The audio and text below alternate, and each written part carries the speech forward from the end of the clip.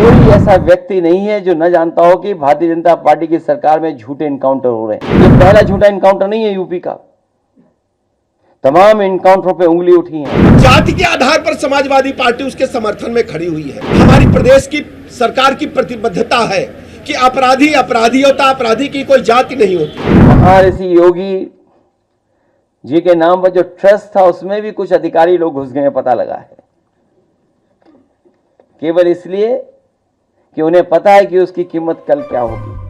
6 सितंबर 2024 तक यानी 7 सालों में अगर हम बात करें यूपी में हुए एनकाउंटर्स की, तो 13,000 पुलिस एनकाउंटर्स दर्ज किए गए हैं। यानी हर 13वें दिन एक लिस्टेड क्रिमिनल को निशाना बनाया गया है।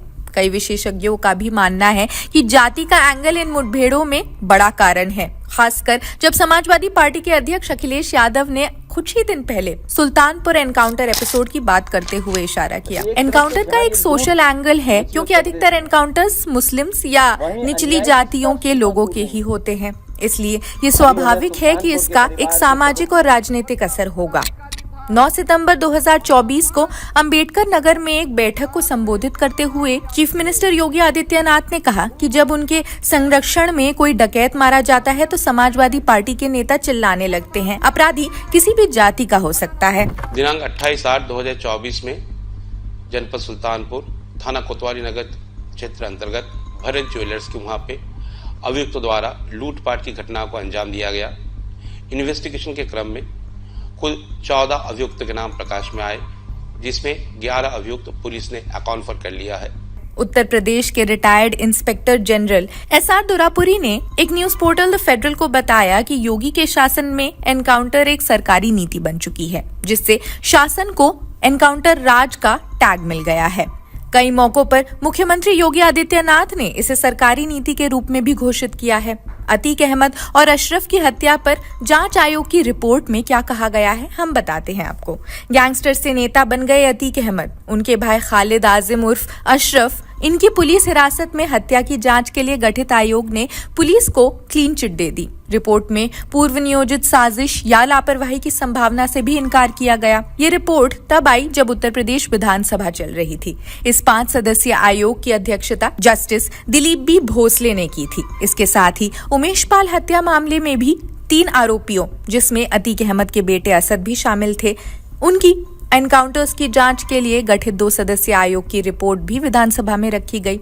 जस्टिस राजीव लोचन मेहरोत्रा की अध्यक्षता वाले इस आयोग ने कहा कि पुलिस की फायरिंग आत्मरक्षा में की गई थी। 2005 में बहुजन समाज पार्टी के विधायक राजू पाल की हत्या के मुख्य गवाह उमेश पाल को फरवरी 2023 में उनके घर के बाहर गोली मार दी गई। अतीक और अशरफ की हत्या 15 अप्रैल 2023 को उस समय हुई जब पुलिस उन्हें प्रयागराज में मेडिकल जांच के लिए ले जा रही थी। 3 हमलावरों ने उनकी गोली मारकर हत्या कर दी। भोसले आयोग की रिपोर्ट में कहा गया कि ये नहीं कहा जा सकता कि अतीक अहमद और उनके भाई अशरफ को लेकर पुलिस ने कोई लापरवाही बरती थी। रिपोर्ट के अनुसार ये घटना राज्य पुलिस द्वारा पूर्व नियोजित साजिश का परिणाम नहीं थी और न ही पुलिस के लिए इसे टालना संभव था।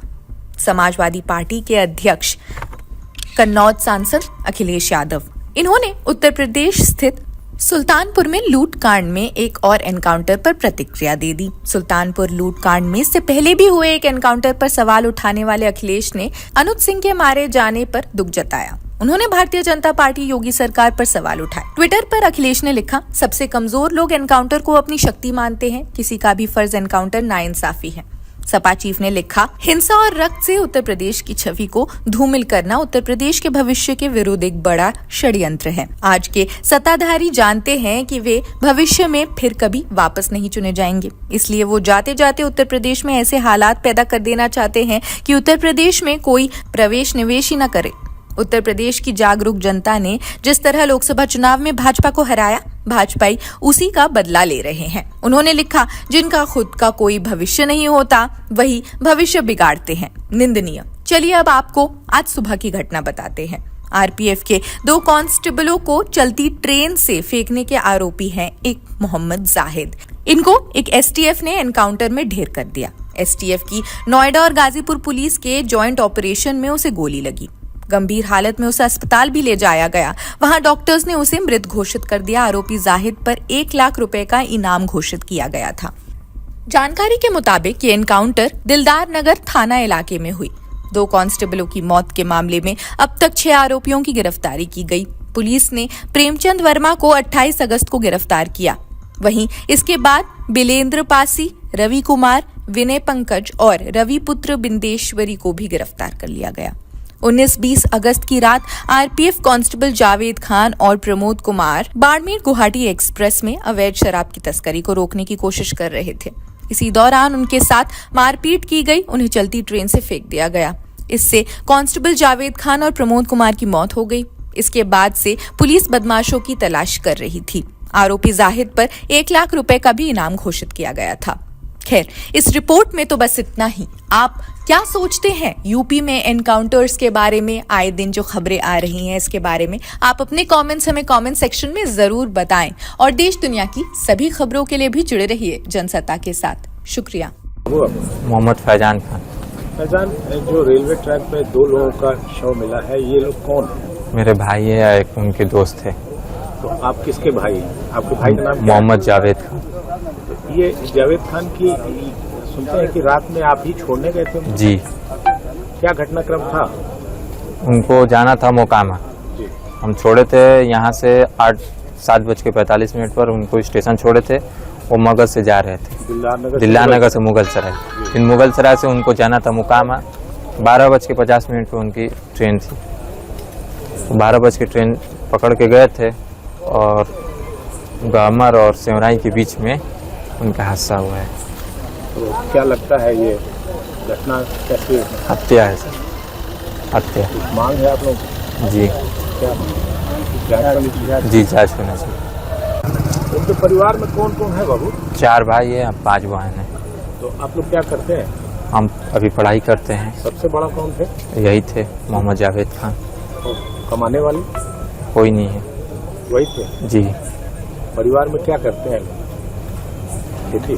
जी जी, खेती करते हैं। और इनके परिवार में बच्चे हैं इनके? हाँ, इनके एक लड़की है। कैसा?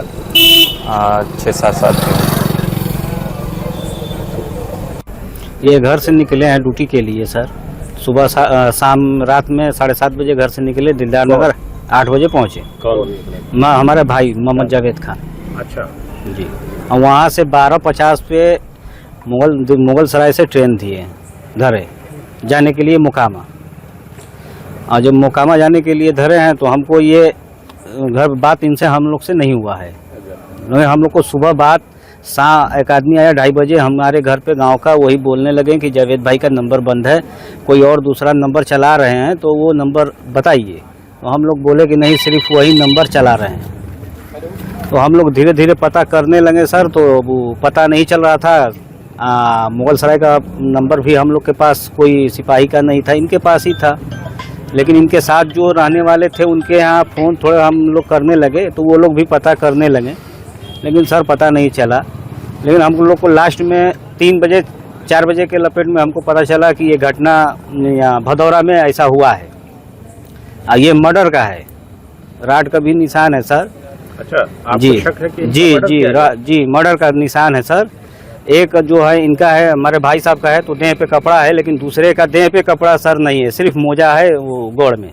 अच्छा, मतलब नंगा है? एक नंगा है और दूसरे जो है वो नंगा है, जी एकदम नंगा है, कोई चीज उनके पास नहीं था, तो सिर्फ एक मोजा था उनके पास। आप लोगों को ये लगता है कि जी ये मर्डर है सर।